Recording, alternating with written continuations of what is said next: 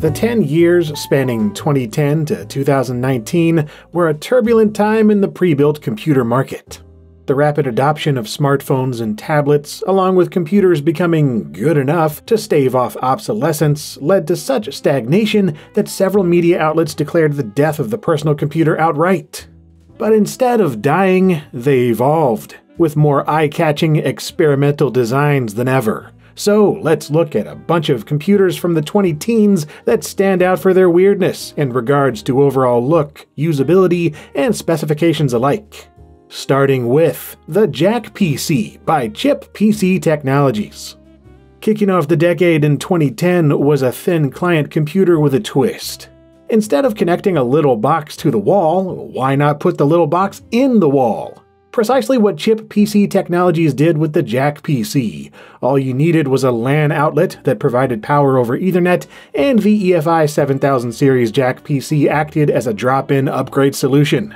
And with that, you got a PC packing a 1.2 GHz x86 equivalent, RMI Alchemy CPU, an 8MB 3D graphics chip, 128 MB of RAM, and 256 MB of disk-on-chip storage. Not much, but it's a thin client, so most data was stored on the connected server.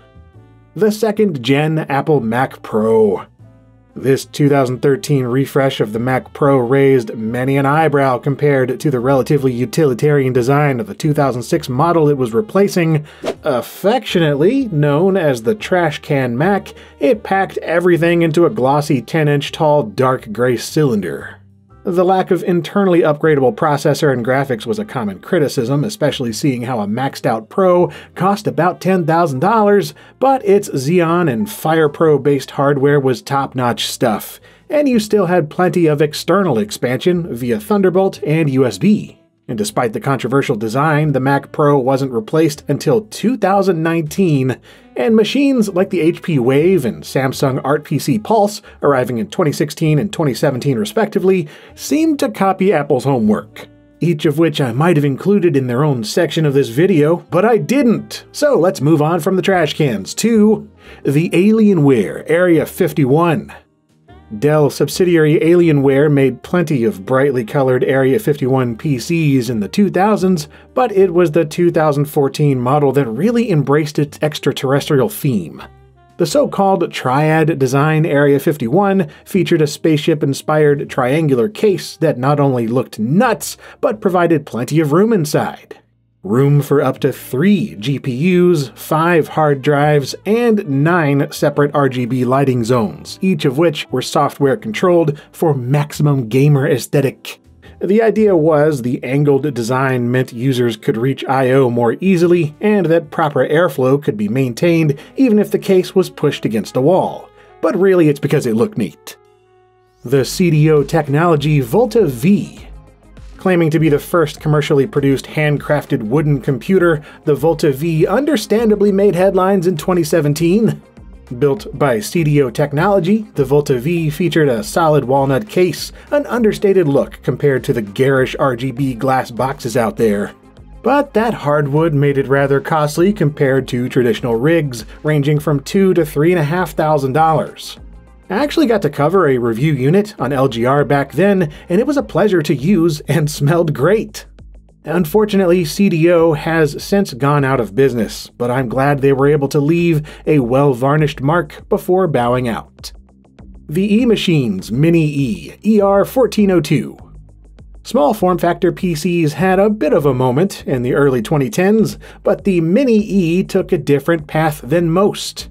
Instead of a simple black box, eMachines made a diamond-shaped case they described as looking more like modern art than computer.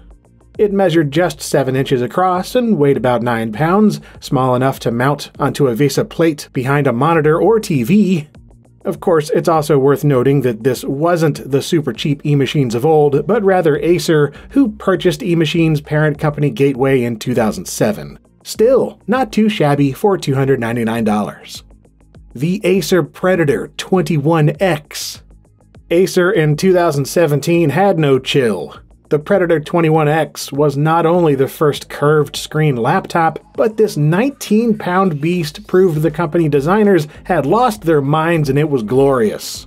A 4.1 GHz Core i7, 64 GB of RAM, dual GeForce GTX 1080s, 5 drive slots, 2 power supplies, 5 cooling fans, 4 speakers, 2 subwoofers, a mechanical keyboard, a trackpad that flips over to a numpad, a battery lasting less than an hour when gaming, and a $9,000 price tag.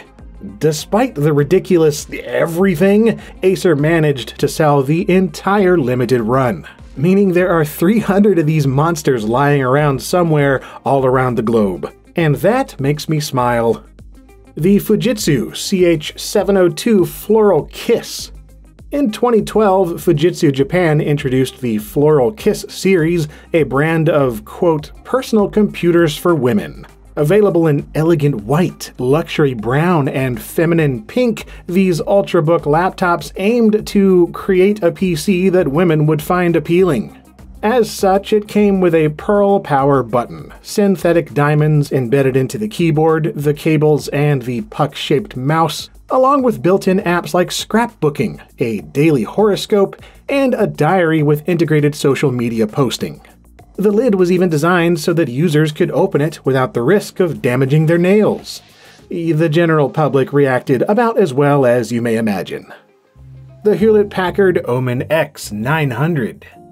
Compared by some to a Borg Cube or Transformers Allspark, the liquid-cooled Omen X was a wild departure from your typical boring HP Pavilion. The black and red cube featured 4 hot-swappable hard drive bays, a separate optical drive bay, and hardware specs that put it well into gaming PC territory. Though it was an absolute space hog, measuring roughly 20¼ by 20 by 16 inches, double the width of a regular PC case. It also cost between $1,800 and $2,600, several $100s more than competing systems of its capabilities. A hard sell, unless you really love cubes rotated 45 degrees. The Asus ROG GX 700. Asus is no stranger to portable desktop replacements, often packing their ROG series laptops with high-end components that push the limits of portability. But the GX 700 took this to another level, claiming to be the first water-cooled laptop on its reveal in late 2015. Yeah, that's right, it's not only a thick beast of a machine on its own, but that huge growth around back docks to the system and connects it to an array of copper pipes inside the laptop, resulting in a claimed performance boost of 48% to the CPU and 43% to the GPU, and a total weight of 18.5 pounds. Super cool, super impractical. CyberPower's Trinity Extreme. For the most part, systems builder CyberPower plops their PCs into flashy yet relatively standard-shaped towers. But that restraint was tossed out the window with the Trinity Extreme in 2015. Assembled in conjunction with Deepcool, the Trinity separated its components into 3 different blades, in theory allowing for better airflow and cooling. One blade holding the GPU and SSDs, another for the power supply and 3 3.5-inch hard drives, and the last one holding the ITX motherboard and liquid cooling system. Quite the intriguing layout, with the unavoidable trade-off of taking up swaths of desk space at 18.5 inches wide. The Zotac ZBox 01520. Primarily known for their graphics cards and other components, Zotac unveiled a range of ZBox mini PCs in 2011. But it's the 01520 model that caught the most headlines on its arrival in 2014. Bringing to mind the failed Nexus Q by Google, the spherical ZBox was quite the standout design compared to other small form-factor PCs. And even compared to Zotac's other offerings, like their relatively bland-looking Steam machine launched alongside it. Of course, it wasn't a perfect orb, the base of it was actually cube-shaped, and the components crammed inside were pretty standard fare, but hey, there's just something about little round PCs that grabs attention. And finally, Razer's Project Valerie. Dual-screen laptops, sure that's cool. You know what's really cool? Triple screens! As seen on the Razer Project Valerie shown off at CES 2017. Now, I hesitated to include this here since it never reached production, but it caused such a stir back then that I had to. The fact that Razer slapped together 3 17-inch 4K displays that automatically deployed at the touch of a button was absurd enough. But then the fact that it was stolen from the show really took the tech world by storm. Yeah, somehow someone made off with 2 Project Valerie prototypes from CES, prompting Razer to offer a $25,000 reward for their return. Reportedly, one ended up being posted for sale on the auction site Taobao, though it was quickly taken down. I haven't seen confirmation on whether or not they were ever retrieved, but yeah, it's just such a weird footnote in 2010's computer history that I had to mention it.